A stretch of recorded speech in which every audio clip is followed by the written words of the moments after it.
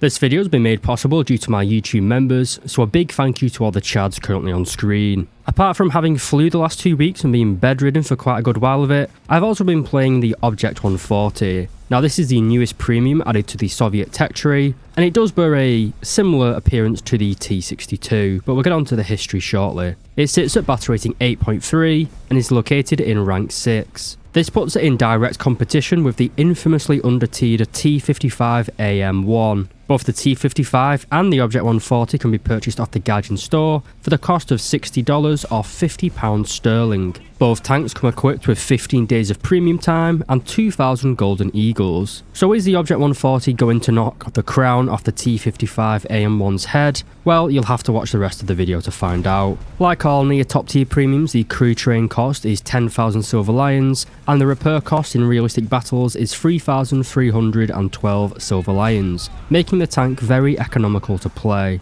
You can also make some good profit in this tank, as it has a base silver line modifier of 2.0, so with a premium account it gives you a 600% modifier to any action in game. This is actually very high for the Soviet tech tree, seeing as the top 4 premiums only give you a 585% modifier. For grinding, you have a base modifier of 2.14, giving you a modifier of 642% with a premium account. While not as high as the top tier Soviet grinders, it is still very pleasant to grind with this vehicle. Both the Silver Lion and RP modifiers are the same between the Object 140 and the T55 AM, with neither vehicle having a grinding or money making advantage. Seeing as the Object 140 doesn't have an autoloader, and as we'll see, the rear load of this tank is already below par compared to NATO vehicles. For that reason, I'd highly recommend investing in at least the Expert Crew qualification. This will set you back 730,000 silver lions, but if you can afford it, it is more than worth getting the Ace qualification, which is steep at 2,000 golden eagles, but all this true craning combined does bring your reload down from 11 seconds down to 8.5, giving you a big payoff in the long run.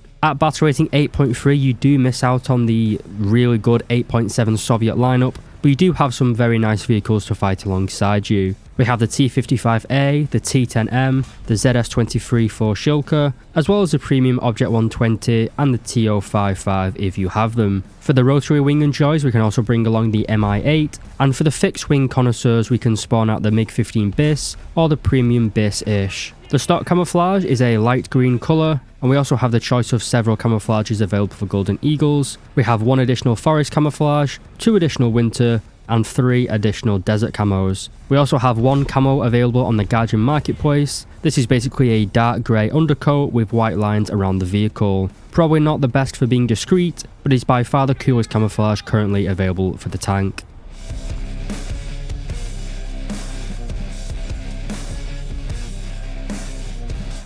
The history of this tank is a little bit messy, as it was never actually produced, but a lot of its design was used in several other Soviet tanks. With the T-54 in mass production, the Soviet Central Committee were looking for a replacement design, and in the 1950s, 2 companies were ordered to start developing a replacement. The prototype developed by the Kharkov tractor plant, the Object 430, would later go on to become the basis of the T-64, and the design submitted by Ural Vagon Zavod became the Object 140. This tank offered a shorter, wider and lower tank than the T-54, but the overall design concept was kept the same. A low vehicle with a rounded turret, backing a large gun, and god-awful crew comfort. But the tank did have some very forward-thinking ideas. For example, the main ammunition ready rack was placed inside the frontal fuel storage, next to the driver. This saved space internally, allowing the tank to carry more ammunition, and also made the ammunition far less vulnerable. The main issue though was the engine. The designer of the V12 that powered pretty much every Soviet tank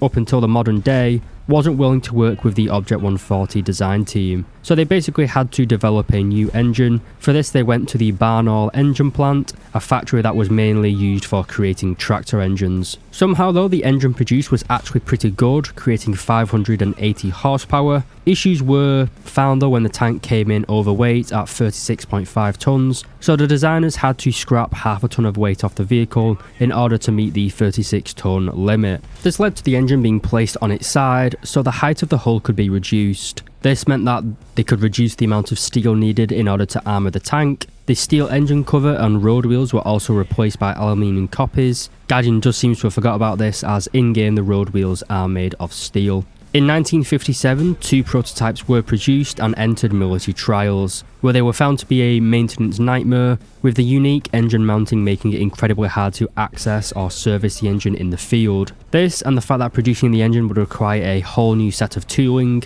compared to the ubiquitous Karov V12 diesel, meant that the Object 140 was cancelled, and the lead designer at Ural, Kartsev, went on to design the T-55, which featured some of the upgrades featured on the Object 140, mainly the enhanced ammunition stored next to the driver, which allowed the T-55 to carry up to 45 rounds. Although the Object 140 only had 2 prototypes made, some of its designs had been incorporated into other tank designs in the future. The ammo storage inside the forward fuel tank could have been used on the T-55 and T-62. The 100mm D54TS gun, as well as the basic turret design, was later used by Ural when designing the T-62, with the 100mm gun being the basis for the 115mm smoothbore. And Ural also revisited the aluminium road wheels when they were designing the T-72 much later on. So while the Object 140 never actually entered service with the Soviet Army, many of the technological advancements used in its design were later used for fantastic Soviet MBTs that are still in service today.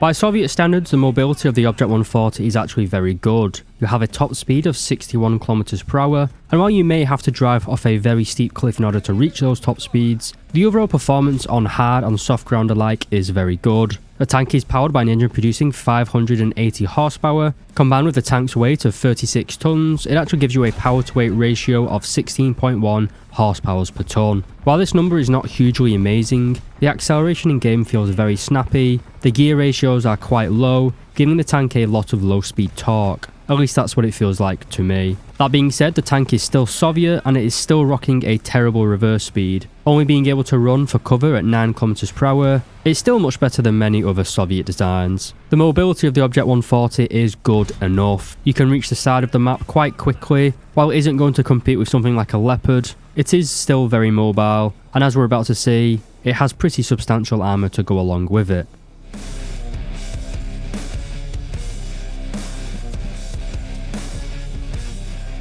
Survivability has never really been a strong suit of the Soviet vehicles, and they didn't decide to start with the Object 140. From the front you can see that we have a crew of 4 men, with the driver, gunner and commander all being lined up in a row on the right hand side of the vehicle, making this tank a very easy one-shot kill if an enemy does manage to penetrate your armour. From the side the situation is just as bad, with the crew compartment being crammed full of modules, ammunition and severely depressed Slavic teenagers. The armour protection though is pretty substantial, at least against conventional APC-BC rounds. The lower frontal plate is 100mm thick and angled at 61 degrees, giving it over 230mm of effective thickness. The upper frontal plate again is 100mm thick, but is angled slightly more at 65 degrees, giving it about 235mm of effective thickness. The turret does use a variable thickness design, but it's around 200mm thick, and with the heavy angling, it comes out at about 300mm of effective thickness. In a down tier, the scariest thing you will face is probably going to be the mouse, which can basically just low pen your armour,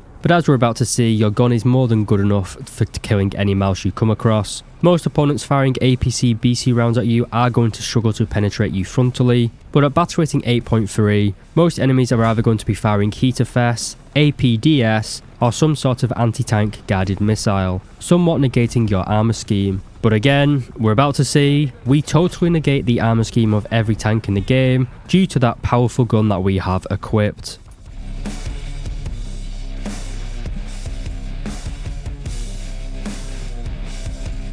We now come to the gun, the 100mm D54TS. This puts the 115mm cannon found on the T62 to shame, with an incredibly high muzzle velocity and featuring 3 incredibly potent choices of ammunition. Starting with the basics though, we can take 50 rounds total into battle, but I wouldn't recommend taking any more than about 25, as any more than this and rounds start being placed inside the fighting compartment, making them much more vulnerable. You have a protected 17 round ready rack. This is basically where the ammunition is stored next to the driver. This is still vulnerable to incoming fire with a high power round, but it's much better protected than regular ammunition. With a stock crew, your reload will take 11 seconds, which does put you at a big fire deficit compared to NATO vehicles, which typically fire every 8.7 seconds when stock. Even when using an ace crew, your reload will only drop down to 8.5 seconds, compared to an aced NATO tank, which usually reloads every 6.7 seconds. This reload is certainly more of an issue on paper, and is only really damaging in game when surrounded by multiple opponents, and as we'll see shortly, one shot from this cannon is usually enough to end a tank in a single hit. As you'd imagine, the gun is fully stabilised and has 16 degrees of elevation, but only 5 degrees of gun depression, with the biggest downside of the fire control system being the poor turret traverse of 20 degrees per second. This is easily remedied though by proper placement on the map, and not rushing in like a retard when brawling. One of the biggest W's going for the Object 140 though is the 14.5mm KPVT machine gun, which turns you into a sort of Soviet KPZ-70, swatting planes and helicopters out of the sky, and also terrorising light tanks that try to rush you. If your commander does get knocked out though, you do lose access to this machine gun, which is a big reduction in firepower. Thankfully though, your main cannon is absolutely good enough to blast anyone back to their spawn point with a single click. This is mainly due to the amazing ammunition being able to be carried by the tank. The stock round, and in my opinion the best round, is the APDS. This travels at a muzzle velocity of 1,535 meters per second and can penetrate 379mm of armor, and that drops down to 144mm of penetration against armor angled at 60 degrees, allowing you to lol pen the front of a mouse's turret, which is pretty phenomenal at this battle rating. The round has everything in my opinion: high pen, high damage, it's easy to aim at long range, and it's effective against both light and heavily armoured opponents. You can also carry a high explosive shell with 1.5 kilos of TNT, which is largely useless in my opinion due to the presence of the Heater Fest round, which is equally as potent against light tanks. A Heater Fest round can penetrate 380mm of armour, but travels much slower at 1025 meters per second. I personally don't really like Heater Fest, it always does random damage to me, and I personally just use APDS if I'm gonna use anything. The final choice of ammunition is the APC-BC round. This travels at 1015 meters per second and can penetrate 290mm of flat armour, but only 95mm of armour against armour angled at 60 degrees. This is the shell that Gaijin chose to market this tank with,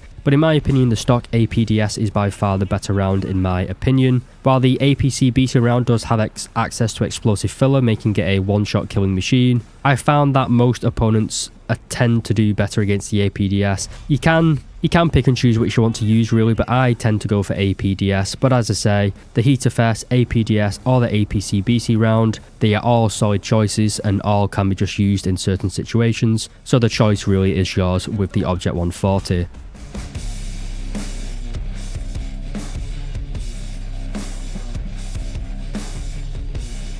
Overall, the main selling points of the Object 140 is the firepower and the battle rating. While you may assume that you get dragged up to battle rating 9.3 fairly often, I can't really remember a single game I played where I did encounter a vehicle that I couldn't penetrate. Yes, the mouse spam is annoying, but they are easily dealt with by both the Heater Fest and the APDS. The survivability of the Object 140 is relatively poor. The armour is thick against conventional APC-BC rounds, but again, most opponents at this battle rating are either going to be firing APDS or Heat. So the only thing I'd say is try to use your decent mobility to place yourself in a position where you are near enough guaranteed to get the first accurate shot off. I'd also recommend, in true Bolshevik fashion, to gang up on your enemies. This negates your long reload speed, as hopefully your teammate will cover you whilst you are reloading. This prevents anyone from pushing you when you're at your most vulnerable. For the price of $60 though, the tank is very expensive, especially when you could pay about $10 more and just get the T-80U E1, which would allow you to grind out the entire Soviet tech tree,